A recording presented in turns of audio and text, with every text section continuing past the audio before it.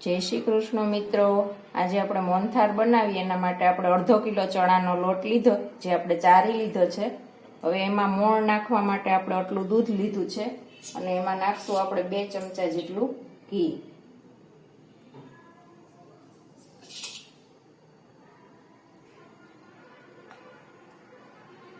હવે આપણે આનું મોણ આમાં નાખી અને સારી રીતે મિક્સ કરી દઈએ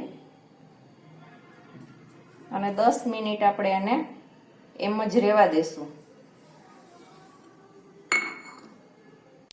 10 મિનિટ થઈ ગઈ। હવે આપણે આમાં ઘી મૂકી દઈએ અને લોટને શેકવા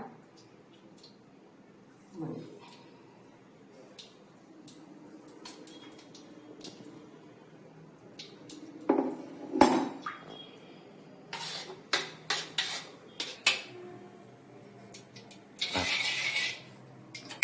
આપણે આમાં ઘી લઈ લીધું। હવે આપણે આ લોટ નાખી દેવાનો। હવે આપણે આને ધીમા ગેસે શેકી લઈએ। જરૂર પડે તો આપણે આમાં ઘી નાખવાનું, એવું લાગે એટલે થોડું ઘી હજી નાખશું।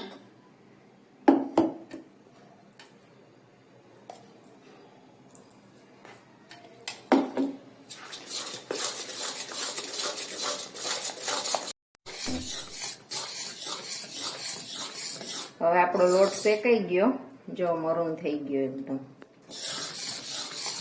હવે આપણે આ ગેસ બંધ કરી દઈએ અને હવે આપણે ચાસણી લઈ લઈએ। આપણે ખાંડ લઈ લીધી। હવે આ ડૂબે એટલું આપણે ખાંડ ડૂબે એટલું પાણી નાખવાનું।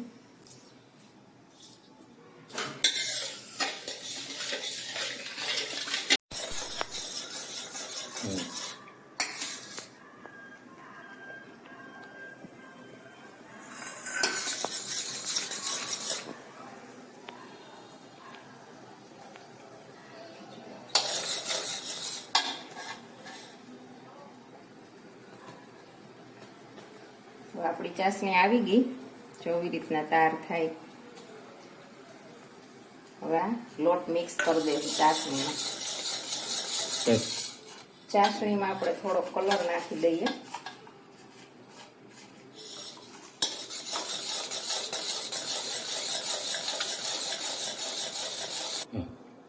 આપણે આમાં મસાલો નાખીએ મોહનથાળનો।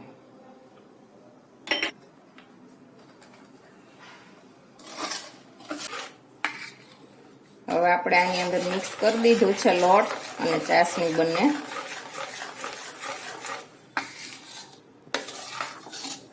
ઉપરથી આપણે બદામ નાખી દઈએ।